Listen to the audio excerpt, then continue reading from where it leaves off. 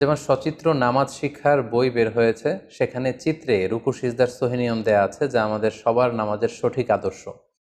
এখানে ছবিগুলো হাতে আঁকা, এটা হালাল কিনা। আরেকটা কথা হলো, মেডিকেল সায়েন্সের একটা মেজর বই আছে, অ্যাটলাস অফ হিউম্যান অ্যানাটমি। বইটির লেখক যে নিটার কেন হাতে এঁকেছেন নিশ্চয়ই তিনি বুঝবেন।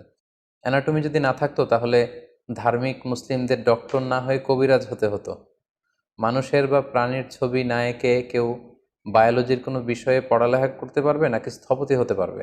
এখানে ইসলাম কি বলে সেটাই আপনাদের নিকট আমি জানতে চাই।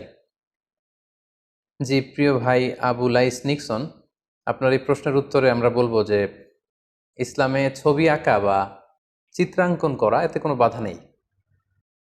আপনি চাইলে ফুলের ছবি আঁকতে পারেন, গাছের ছবি আঁকতে পারেন, পাহাড়ের ছবি আঁকতে পারেন, আকাশের ছবি আঁকতে পারেন, ঘরের ছবি আঁকতে পারেন।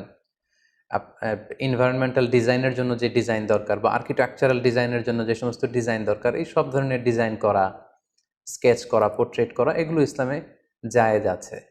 শুধু নিষেধ যেই জায়গাটাতে সেটা হচ্ছে প্রাণীর ছবি অঙ্কন করা, যাতু আরওয়াহ, যেগুলো রূহ আছে, দি রুহিন, প্রাণীর ছবি অঙ্কন করার ক্ষেত্রে ইসলাম আমাদেরকে নিষেধ করেছে। সেটা মানুষের ছবি হোক, এটা অন্য কোনো প্রাণীর ছবি হোক, কোনো পাখির ছবি হোক, যেটার ভেতরে প্রাণ আছে, প্রাণ খুঁজে পাওয়া যাবে, সেটার ছবি আঁকা ইসলামে নিষিদ্ধ। কিন্তু প্রাণীর ছবি ছাড়া আর যে কোনো ধরনের ছবি আপনি চাইলে আঁকতে পারেন। সেক্ষেত্রে আপনি আপনার হবি ড্রয়িং বা পেন্টিং, এই সব ধরনের কাজ কিন্তু আপনি করতে পারেন, শুধু প্রাণীর ছবিটা আঁকা যাবে না। এখন প্রশ্ন হচ্ছে, প্রাণীর ছবি কেন ইসলামে অঙ্কন করাকে নিষেধ করা হয়েছে, এর কারণটা কি? এর কারণ হচ্ছে, প্রাণীর ছবি যদি কেউ অঙ্কন করতে চায়, এটা কেমন যেন আল্লাহ তাআলার সৃষ্টিকে অনেকটা চ্যালেঞ্জ করার মতো দুঃসাহস দেখানো হয়। অর্থাৎ একটা মানুষকে যদি আমি স্কেচ করতে চাই কাগজে বা পোর্ট্রেট করতে চাই, সেক্ষেত্রে কেমন যেন তিনি দেখতে যেমন, তার মতো করে আরেকটা সৃষ্টি আমি আমার কাগজের ক্যানভাসে তুলে ধরতে চাইছি। এটা কেমন যেন স্রষ্টাকে চ্যালেঞ্জ করার মতো। এটাও এক ধরনের শিরক, অর্থাৎ স্রষ্টার কর্মের সাথে শিরক।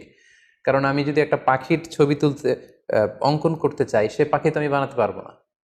পাখি বানানো, কোনো প্রাণী তৈরি করা, এটা হচ্ছে শুধুমাত্র কেবলমাত্র একমাত্র আল্লাহ তাআলার কাজ।